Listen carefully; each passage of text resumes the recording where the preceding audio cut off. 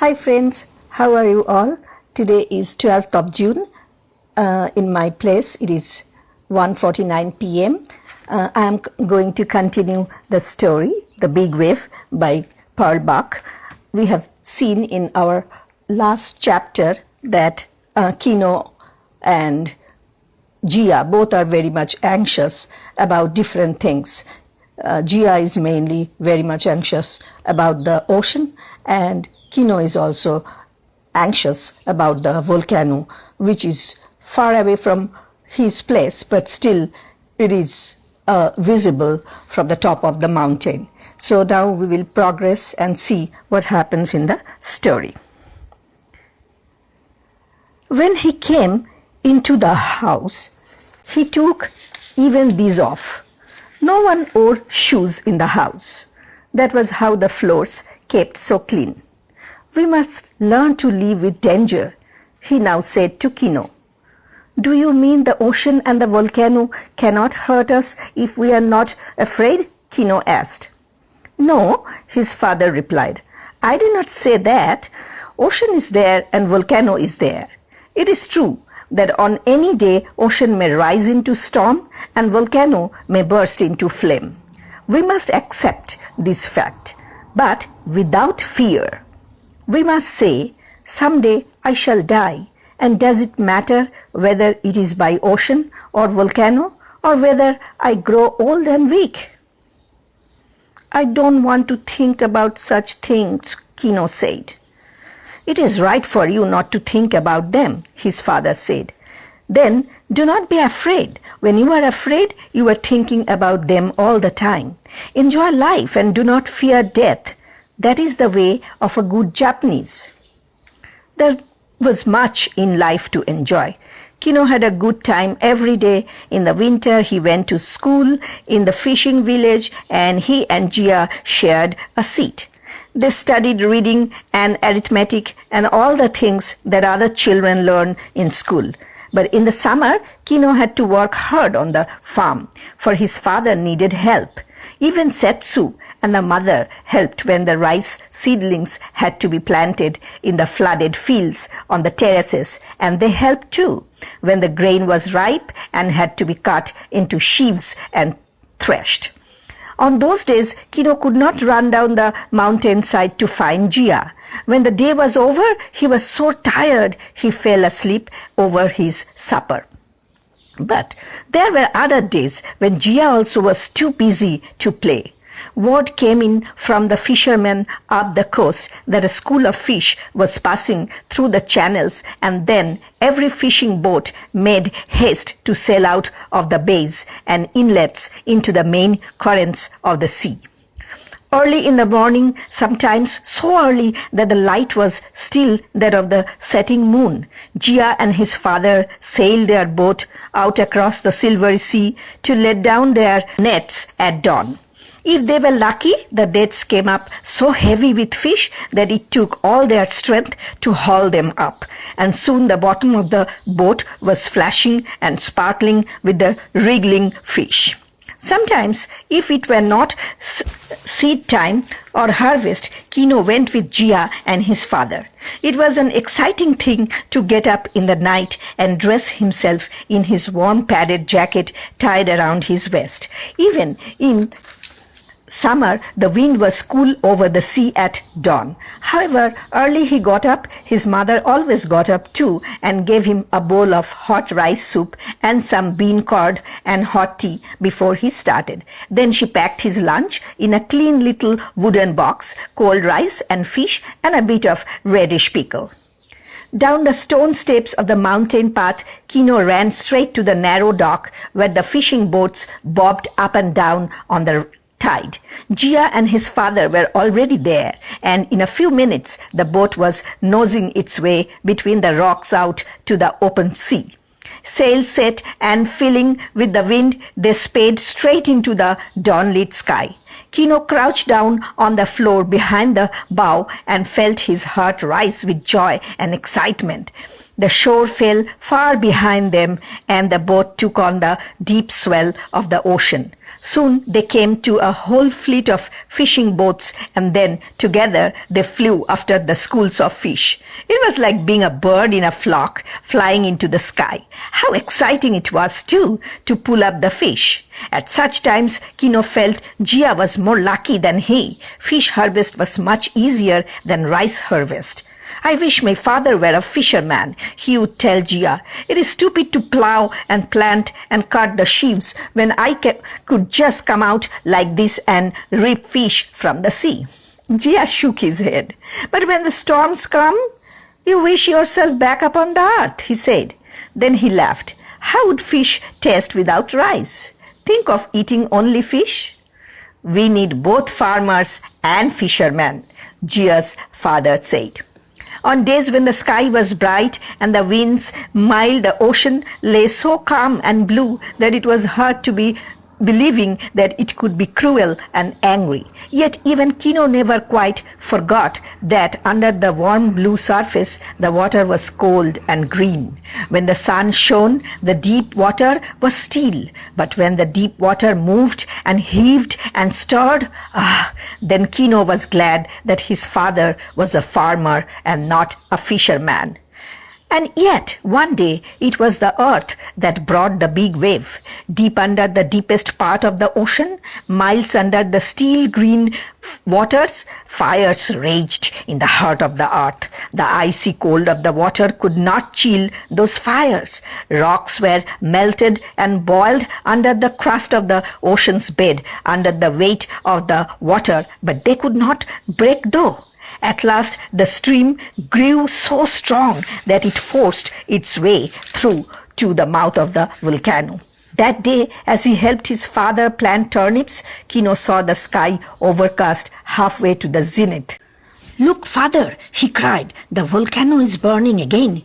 His father stopped and gazed anxiously at the sky. It looks very angry, he said. I shall not sleep tonight. All night while the others slept, Kino's father kept watch. When it was dark, the sky was lit with red and the earth trembled under the farmhouses. Down at the fishing village, lights in the little houses showed that other fathers watched too. For generations, fathers had watched earth and sea.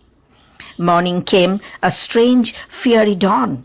The sky was red and grey, and even here upon the farms, cinders and ash fell from the volcano. Kino had a strange feeling when he stepped barefoot upon the earth that it was hot under his feet. In the house, the mother had taken down everything from the walls that could fall or be broken, and her few good dishes she had packed into straw in a basket and set outside. Shall we have an earthquake, father? Kino asked as they ate breakfast.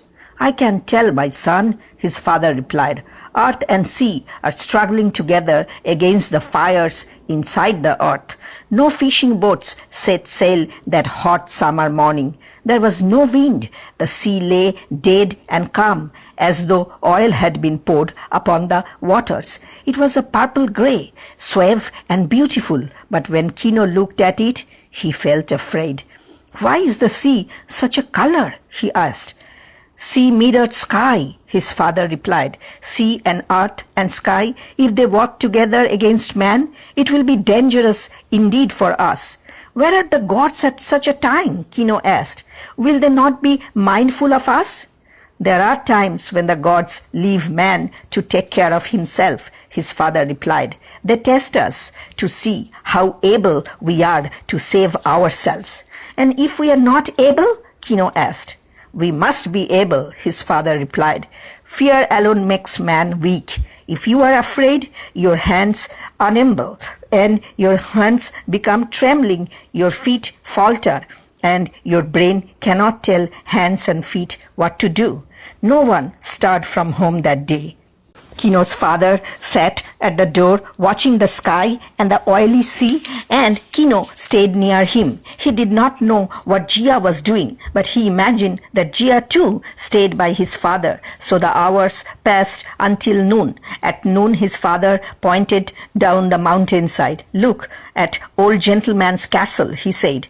Halfway down the mountainside on the knoll where the castle stood, Kino now saw a red flag rise slowly to the top of the tall pole and hang limp against the grey sky. Old gentleman is telling everyone to be ready, Kino's father went on.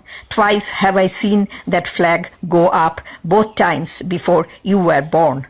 Be ready for what? Kino asked in a frightened voice. For whatever happens, Kino's father replied.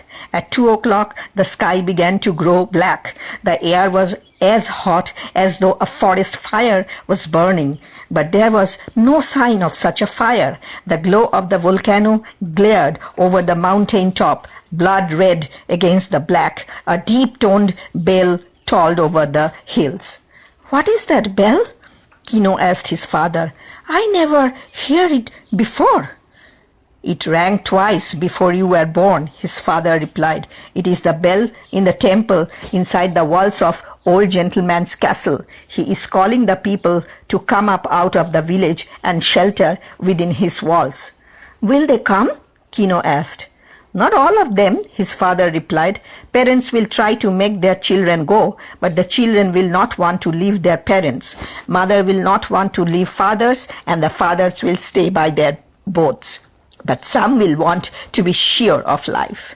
The bell kept on ringing out gently, and soon out of the village a trickling stream of people, nearly all of them are children, began to climb toward the knoll. I wish Jia would come, Kino said. Do you think he will see me if I stand on the edge of the terrace and wave my white girdle cloth? Try it, his father said.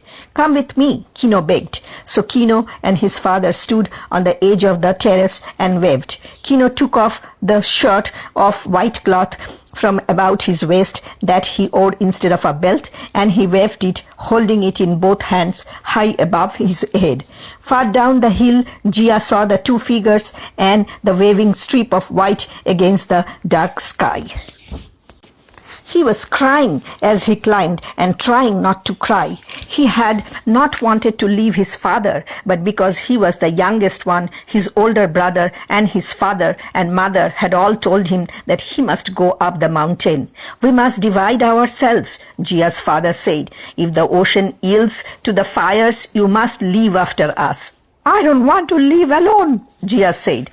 It is your duty to obey me as a good Japanese son, his father told him.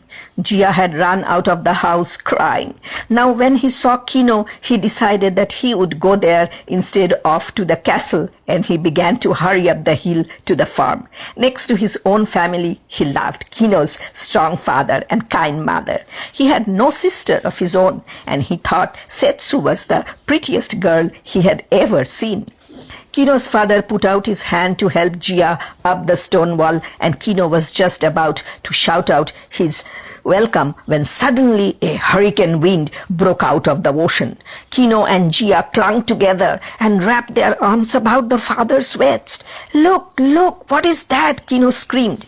The purple rim of the ocean seemed to lift and rise against the clouds. A silver-green band of bright sky appeared like a load-on above the ski. May the gods save us, Kino heard his father mutter. The castle bell began to toll again, deep and pleading. But would the people hear it in the roaring wind? Their houses had no windows toward the sea. Did they know what was about to happen? Under the deep waters of the ocean, miles down under the cold, the earth had yielded at last to the fire. It groaned and split open, and the cold water fell into the middle of the boiling rocks. Steam burst out and lifted the ocean high into the sky in a big wave. It rushed towards the shore, green and solid, frothing into white at its edges. It rose higher and higher, lifting up hands and claws. I must tell my father, Jia screamed, but Kino's father held him fast with both arms. It is too late, he said sternly, and he would not let Jia go. In a few seconds, before their eyes, the wave had grown and come nearer and nearer, higher and higher. The air was filled with its roar and shout. It rushed over the flat, still waters of the ocean, and before Jia could scream again, it reached the village and covered it fathoms deep into swirling wild water, green laced with fierce white foam.